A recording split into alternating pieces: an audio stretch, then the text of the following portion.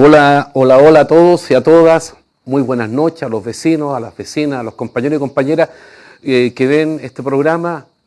Los agradecimientos a Señal 3 de la Victoria por darnos este espacio tan necesario para contrarrestar, ¿cierto?, lo que significa la opinión oficial, el relato oficial de los medios de comunicación oficiales.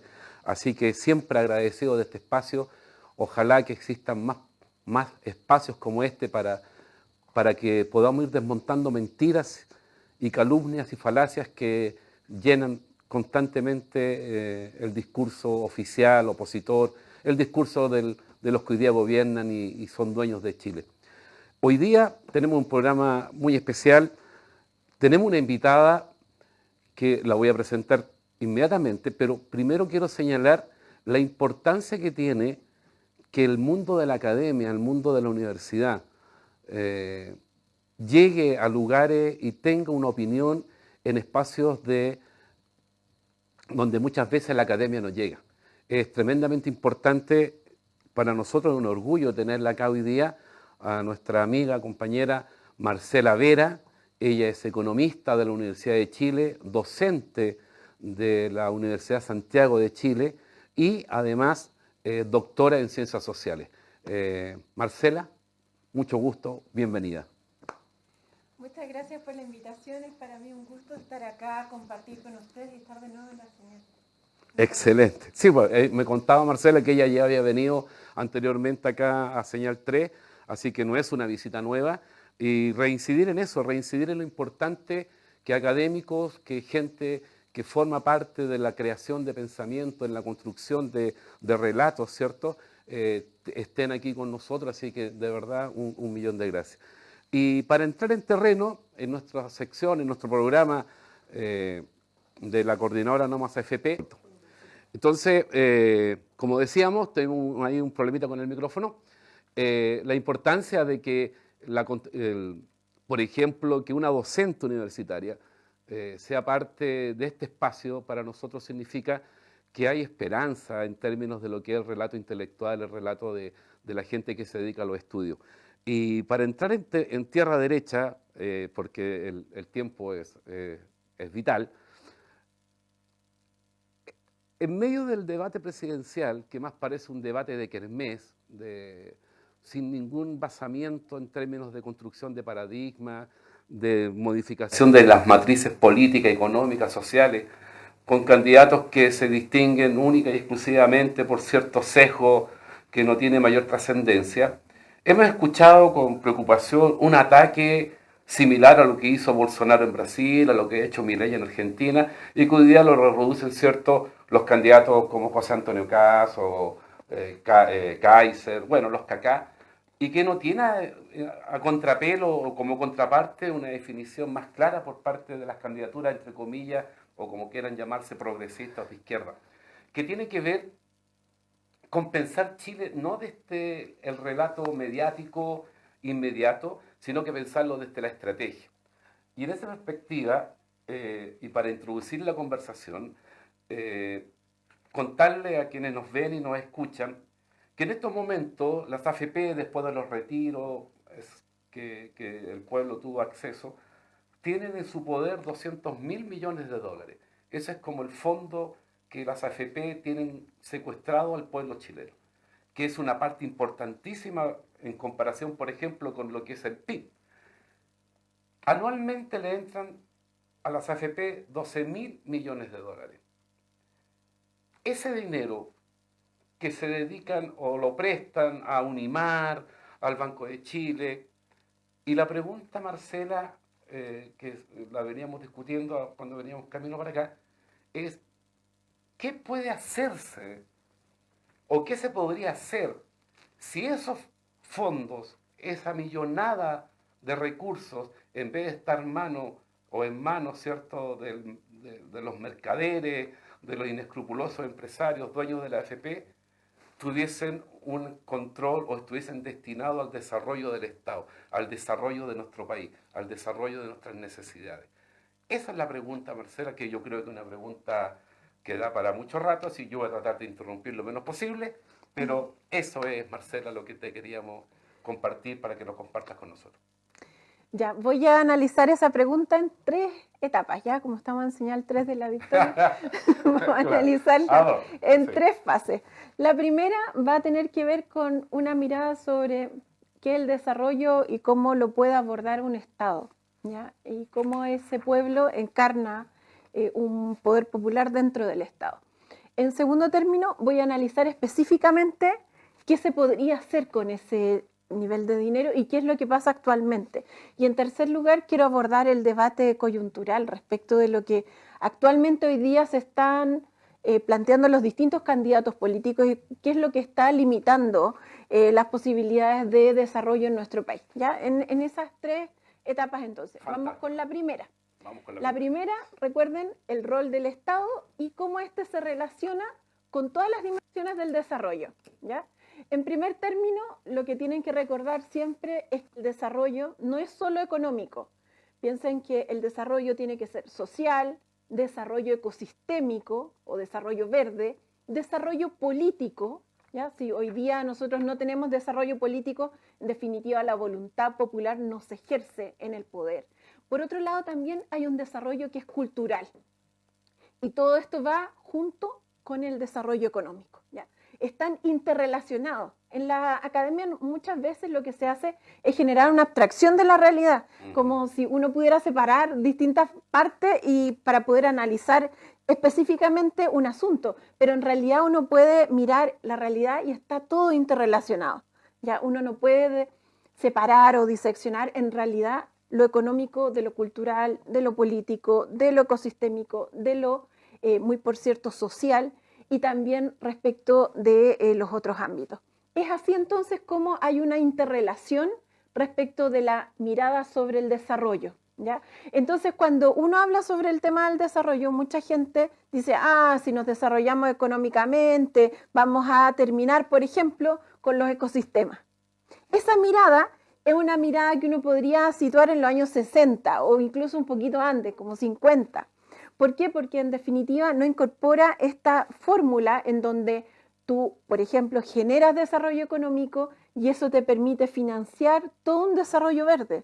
No solo respecto de las tecnologías, como lo están haciendo en los países del primer mundo, sino que también respecto de la regeneración de los ecosistemas.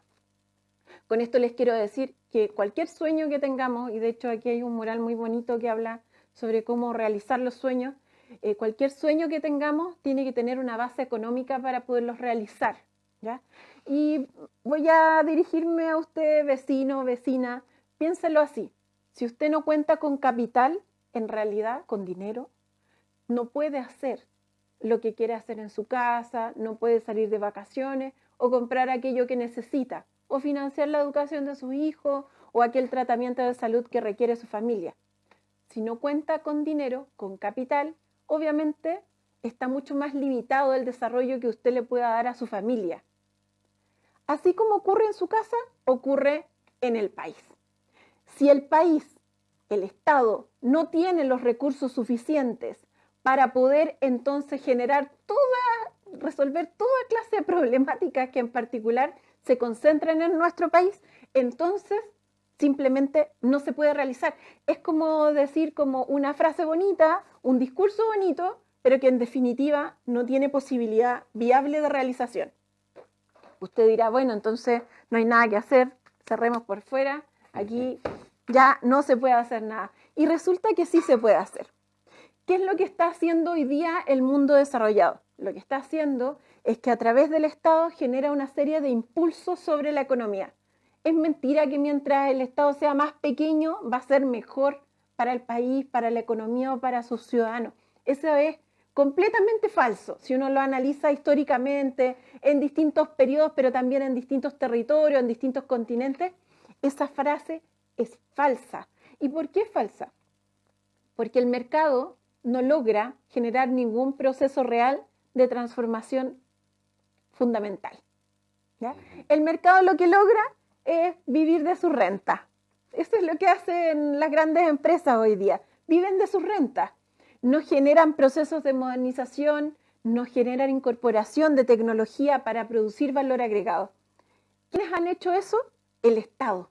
El Estado en todas partes del mundo, ya sea en Europa, en Norteamérica, que hay muchos aquí que les encanta mirar el ejemplo de Estados Unidos. Bueno, Estados Unidos lo ha hecho así, pero también los países asiáticos, como por ejemplo China, que en donde el Estado, en todos estos casos, ha generado un impulso sobre su economía y eso le ha permitido no solo a las empresas privadas modernizarse, producir industria y valor agregado, sino que al mismo tiempo también generar mejores empleos, generar un soporte social que permite resolver los problemas críticos de la sociedad. Ya resolvimos entonces que es el Estado el que puede hacerlo y lo ha hecho históricamente. Si es así, entonces hay que recordar el ejemplo de la casa, ¿ya?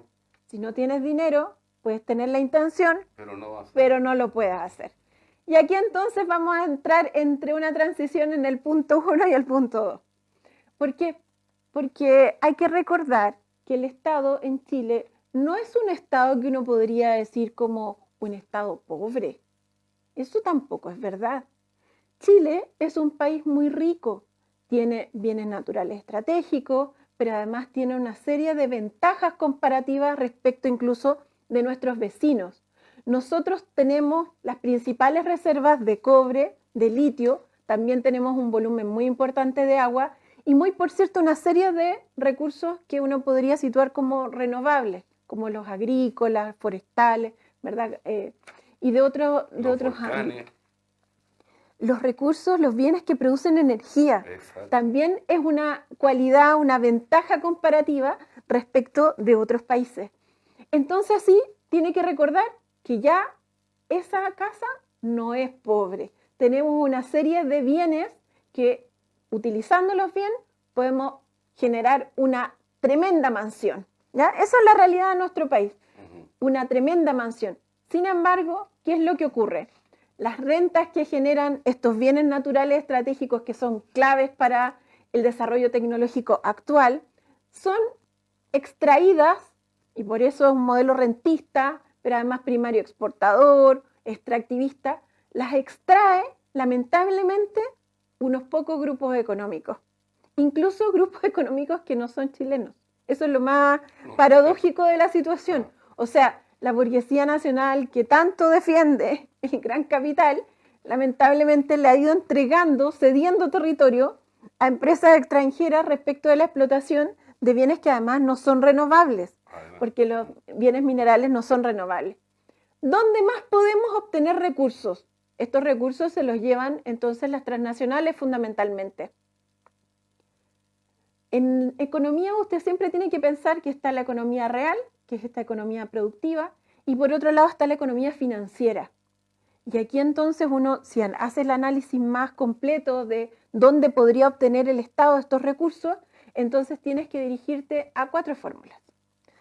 La primera es el Fondo de Estabilización Económica y Social, que en un momento fue un fondo que literalmente tenía un volumen de recursos muy importante, pero que los distintos gobiernos han ido gastando. Por ejemplo, hubo un gasto muy relevante en la pandemia. Otra fuente extraordinaria de recursos es a través del sistema impositivo, Pero ya sabemos que está este sistema un poco limitado, ¿verdad? No solo porque los distintos grupos económicos impiden que, por ejemplo, se pague un impuesto al patrimonio, estamos hablando de que aumenten los impuestos a los que más necesitan los ingresos, sino que estamos hablando de que los grandes grupos económicos paguen por aquel patrimonio que han acumulado históricamente. Y además que de pagar poco, además evaden. Además, evaden y muy por cierto se coluden y suben los precios a costa del bienestar de las grandes mayorías. Esa es una situación que uno diría ocurre en todos los sectores de la economía nacional. Esto tampoco pasa en el mundo desarrollado. En el mundo desarrollado en general uno puede observar que además hay un cierto equilibrio en los precios, pero al mismo tiempo distintas empresas que permiten entonces que se generen precios que están más asociados a valores justos, al costo de producción. Pero en el caso de nuestro país, en general, tiende a concentrarse mucho los mercados en 3 hasta 6 empresas, y eso hace que entonces haya un ecosistema empresarial que hace que se concentre mucho la propiedad, y eso produce un alza en los precios. Pero vamos al lugar donde nos convoca hoy. Tiene que ver con necesariamente los fondos de pensiones. Los fondos de pensiones son lo que en economía financiera para nuestro país, el que reúne un volumen muy importante de recursos. Gigantesco. Gigantesco, ¿ya? Muchas veces ha alcanzado más del doble del presupuesto de la nación, ¿ya? Es un volumen de recursos que incluso ha llegado a estar cerca del 80% del Producto Interno Bruto. Hoy día está en un 64%. ¿Ya? Y esto ha sido producto de que han habido muchas pérdidas en el sistema. No fueron solo los retiros, fue que a lo largo del sistema, el sistema cada cierto periodo pierde mucho dinero. Y entonces, lamentablemente, generamos entonces una pérdida irreparable de un volumen muy grande de recursos. Pero quédese con esta idea. Ya sabe que en Chile tenemos bienes naturales estratégicos, fundamentales, que podrían generarnos rentas muy altas.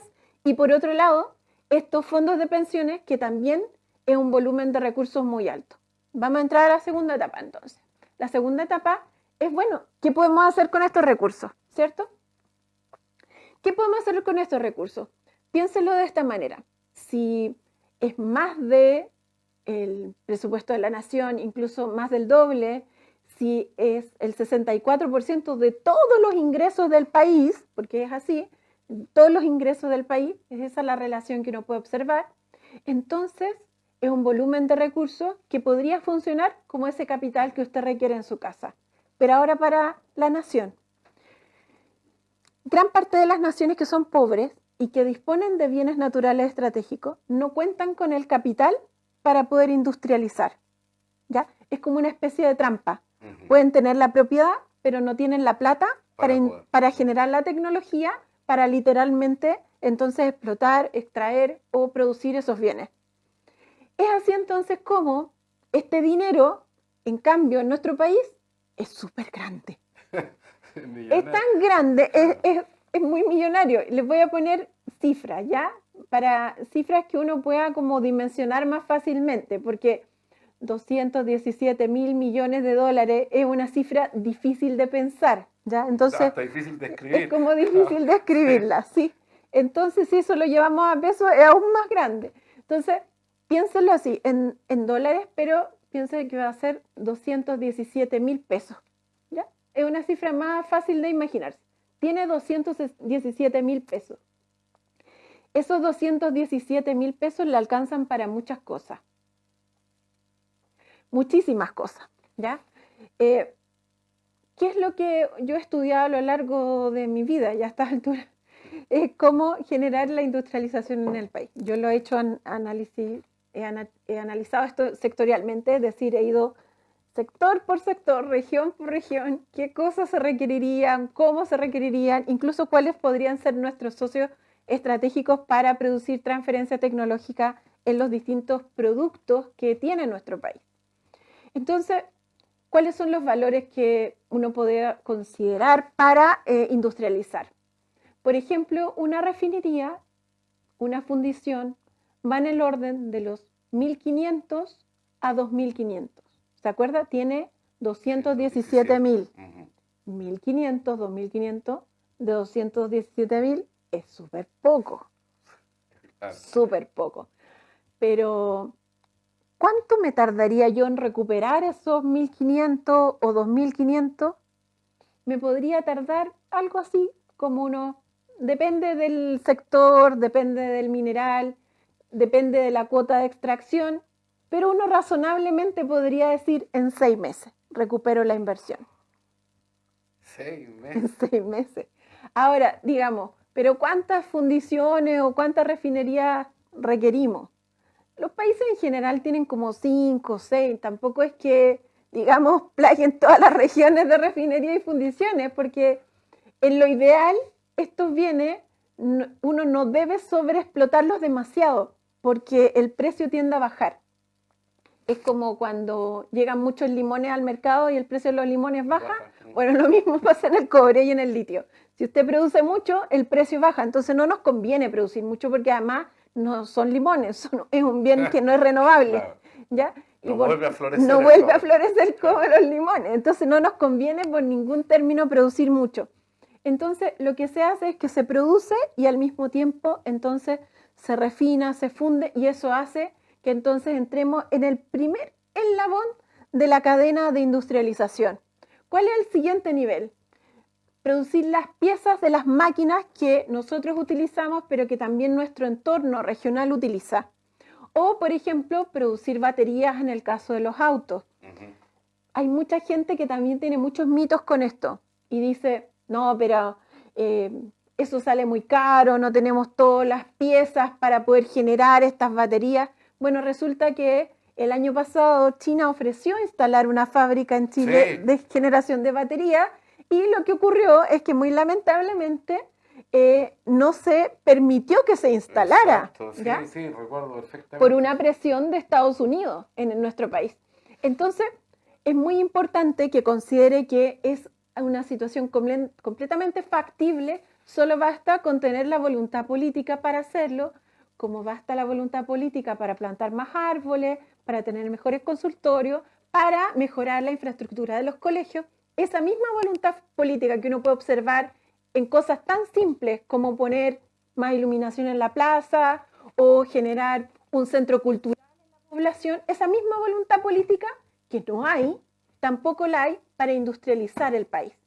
Y ese es el corazón del problema, porque como veíamos, tenemos un volumen, no sobra plata, no sobra dinero para industrializar, porque además lo que hace eso es que eleva inmediatamente mucho las rentas, o sea, no es que solo paguemos la inversión en 6 meses, sino que literalmente 1 kilo de nanotecnología de cobre tiene un valor muchísimo más alto que justamente, o incluso el oro, la plata, el molibdeno, que se va dentro del cobre, entonces nos permite pagar los costos de producción. O sea, literalmente lo que tendríamos en vez de ingresos es únicamente utilidad.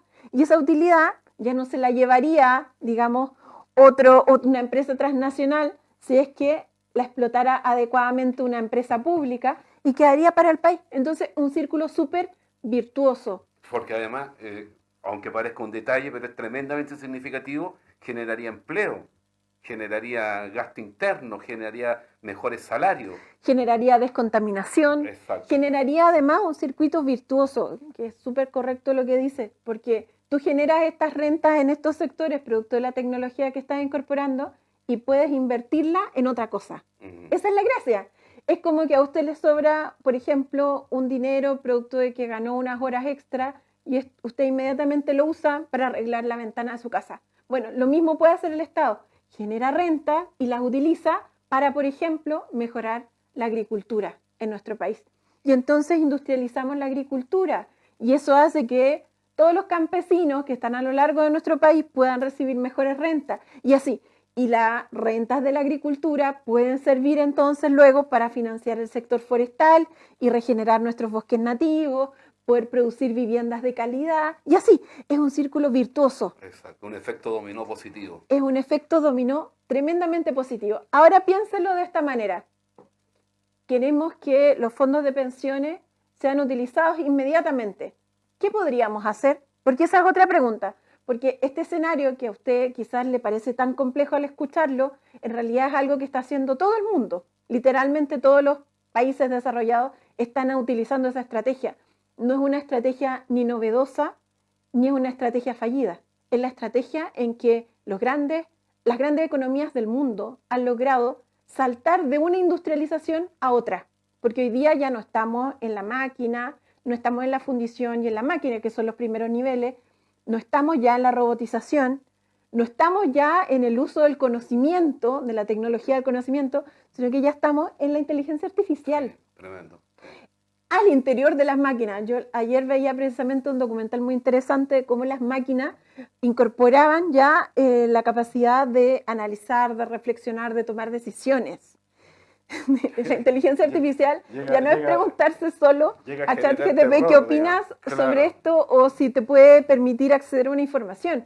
Hoy día las máquinas toman decisiones, ¿ya? Y por tanto, eso configura un salto de una revolución industrial a otra. ¿Podemos hacerlo nosotros? Sí, justo los bienes naturales más importantes en toda esa cadena de valor están en Chile. El cobre y el litio. Son nuestros, más encima son nuestros, porque además constitucionalmente el presidente Salvador Allende los protegió. Y por tanto hay una jurisprudencia que permite que sean nuestros. Pero digamos que queremos, por cualquier razón, porque la voluntad política es más limitada, lo que sea, ¿qué podemos hacer si no desplegamos esa industrialización tan necesaria en el país? Utilicemos entonces esos fondos de pensiones, en vez de permitir que se los sigan robando, porque cuando desplegaron esta campaña de con mi plata no, en realidad la plata ya se la están robando. Eso es lo que le ocultaron a la gente.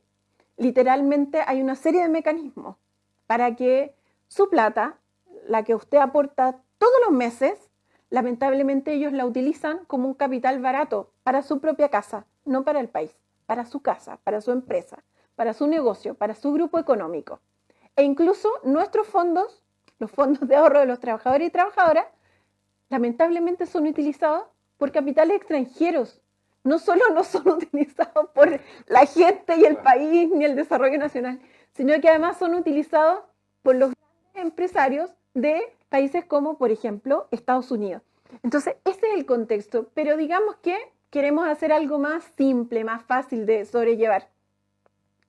Bueno, agarre esos fondos e inviértalos, por ejemplo, en construcción. En vivienda. En construcción de carreteras, en vivienda, en hospitales, en construcción de colegios, en construcción de infraestructura universitaria.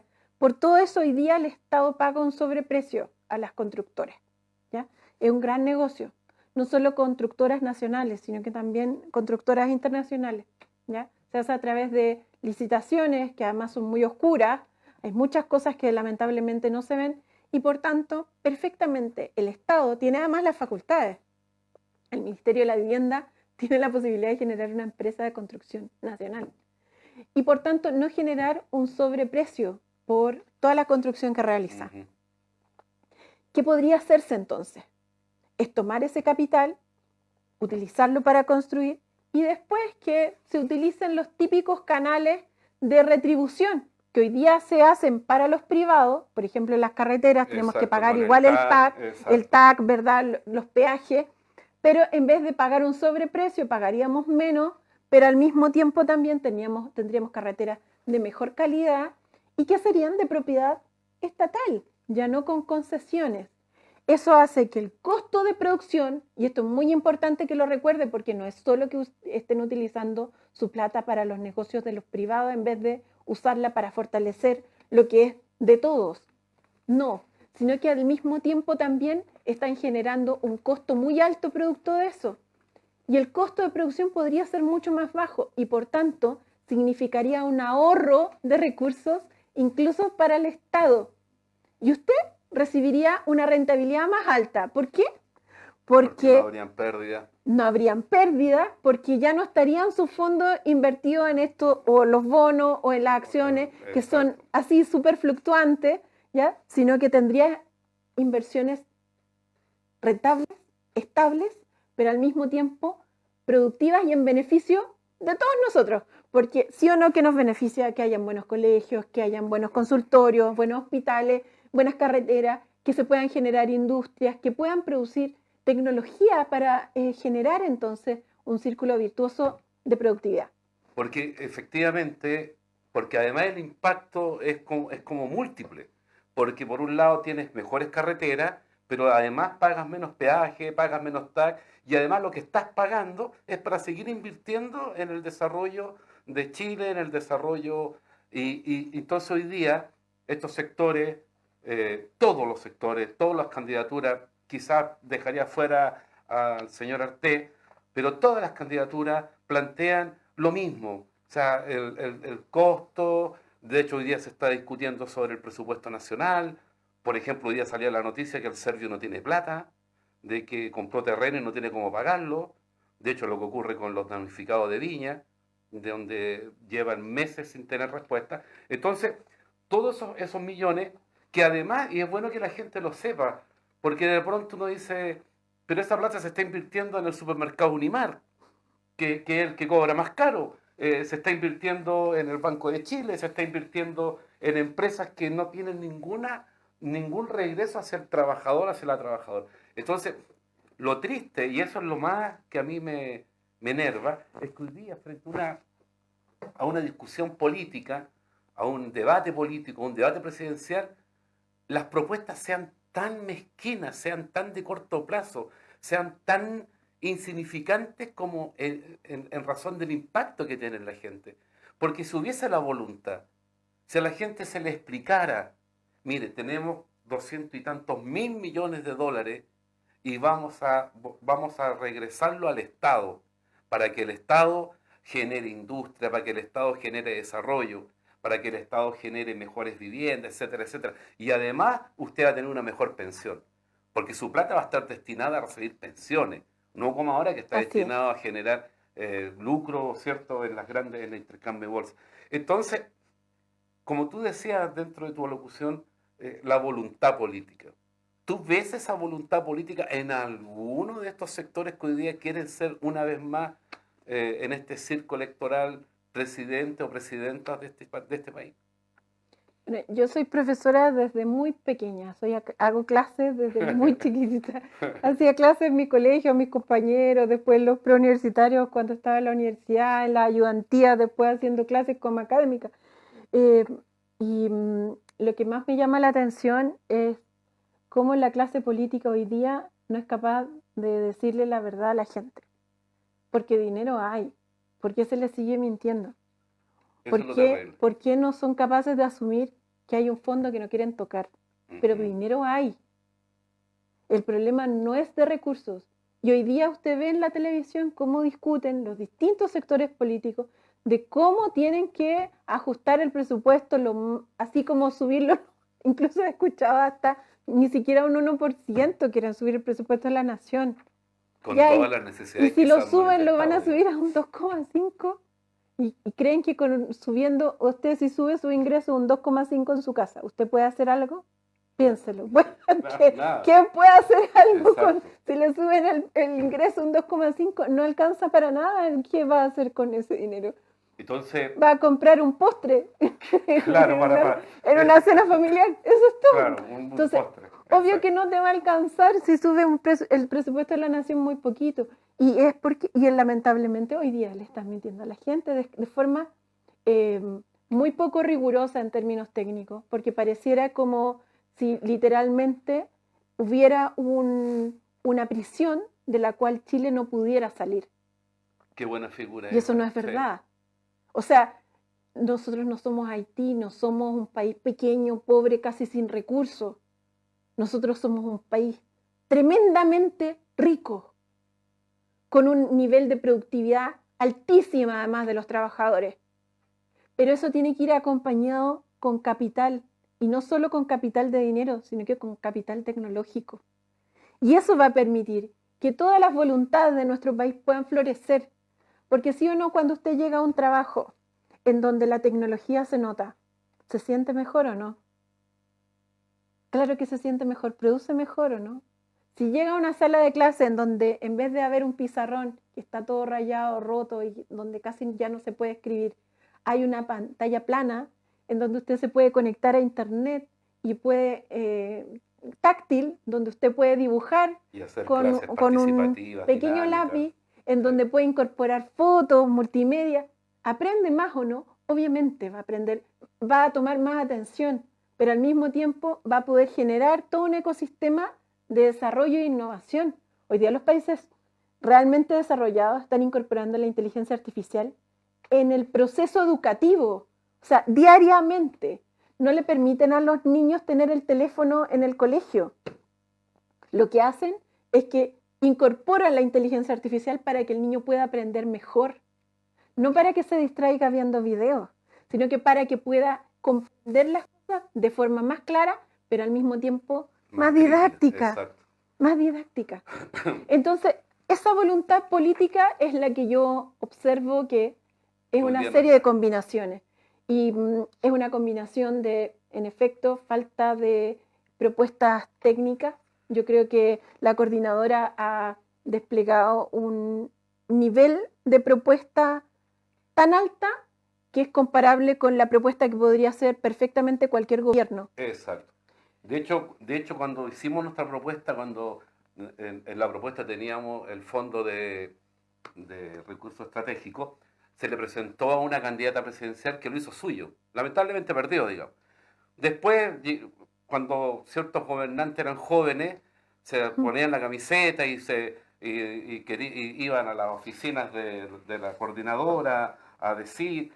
Bueno, la verdad es que, y lamentablemente, porque el tiempo ya nos pilló, la verdad es que aquí falta voluntad política, aquí también falta participación del pueblo soberano. O sea, yo siempre se lo decía a mis estudiantes, es como si San Martín, Manuel Rodríguez, Bernardo Higgins, los hermanos Carreras se estuvieran revolcando en su tumba, porque la independencia que se conquistó, ¿cierto?, en ese periodo, hoy día no existe. Hoy día Chile es un país absolutamente dependiente del mercado transnacional, de los grupos, por ejemplo, lo que decías tú, Marcela. Y políticamente, lamentablemente, de Estados Unidos. De Estados Unidos, exacto. Ya no es ni siquiera nuestro principal socio comercial, pero sin embargo sigue tomando decisiones. Y nos aprieta y nos exige, y porque porque una vez en un discurso en la ONU le pega un par de palos, es como listo. Pero sin embargo, el negocio con China se cayó porque Estados Unidos quiso que se cayera, y así y sigue funcionando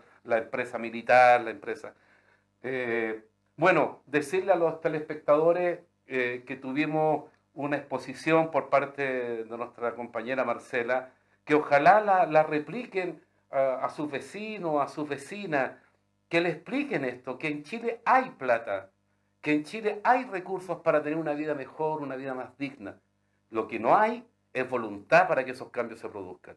Lo que no hay es voluntad para terminar con las AFP y que toda esa masa de dinero vaya encaminado primero a pagar pensiones dignas y segundo, que sea un empuje, un desarrollo al proyecto país, al proyecto de la dignidad de vivir en esta patria. Agradecerte, Marcela, enormemente. La verdad es que para mí fue una clase magistral y entregaste muchos tips para salir a defender. Agradecer al señor 3 de la Victoria. Tengo que dar un aviso que si no lo paso me mata. Y por mientras, sobre todo en esta etapa 3, considere que el problema no es que no sea viable o que nosotros no tengamos el dinero para hacer las cosas que requerimos. El asunto es de voluntad política y por tanto, usted con lo que hace diariamente, a quienes apoya, a quienes levanta, las propuestas que permite y también la presión que ejerce, porque hoy día la democracia tiene que ver con eso, con que a quien usted elige represente sus intereses y no los intereses de uno o dos grupos, porque más encima incluso atentan contra ellos mismos. Sí. Es tan concentrado todo que muy lamentablemente también existe ahí una clausura incluso para poder subir en el entorno empresarial. Y por tanto, piense siempre que esa voluntad política yace en el poder ciudadano, en el poder del pueblo también. Excelente, Marcela. Totalmente, parece misógino, pero comparto plenamente la posición, la visión, porque es el camino. Hoy día esta democracia que tanto se alaba es una democracia de careta, es un tarro de conserva vacío. Es una democracia que una vez a las 500 convocan al pueblo a entregar un voto y después se olvidan de su programa, de sus promesas de campaña. Nos pasó a nosotros con el actual presidente, con el actual ministro. Entonces, yo creo que el único camino es la reconstrucción de un poder del pueblo organizado para poder efectivamente avanzar en la conquista de lo que debemos exigir, que es vivir con dignidad y vivir en un desarrollo que nos permita disfrutar más el mundo que nos rodea y no estar encerrado frente a una pantalla porque no tenemos más oportunidades, porque nos da miedo salir a la calle. O sea, no han inculcado el miedo, no han inculcado el control como herramienta de dominación, como herramienta de sumisión.